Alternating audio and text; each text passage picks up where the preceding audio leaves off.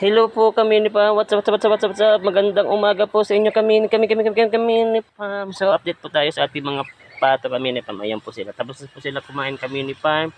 So kami ni Pam may bad news po pagdating dito sa aking mga alagang pato. So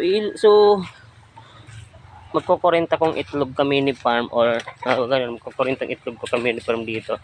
Naubos unti-unti.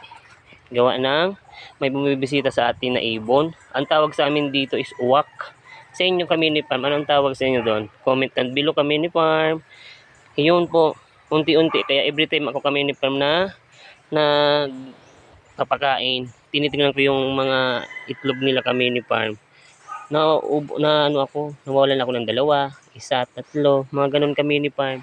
Yun pala, nung nakita ng mama ko, may biglang dito, kahapon kami ni Farm, di ko lang kami ni Farm na videoan. Kasi nagpapakain nga tayo ng mga baboy. Maganda sana yung kami na videoan. May lumanding dito kami ni Farm na uwak. Kaya ang sabi sa akin ng ni William, yung asawa ng pinsan ko dito, gawang ka doon ng parang tao, poste. Yung parang tao para panakot sa uwak. Yun daw ang panakot sa uwak eh. Kaya yun ang gagawin natin kami ni Farm para naman masecure natin yung mga itlog. Ayun, wala na akong itlog kami ni Farm. Naubos na naman, imbis dumami yung ating mga pato.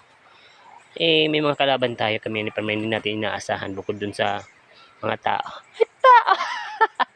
Siyempre, yung mga nature nila, di ba? Para yung mga ibang hayop-hayop na depensa natin.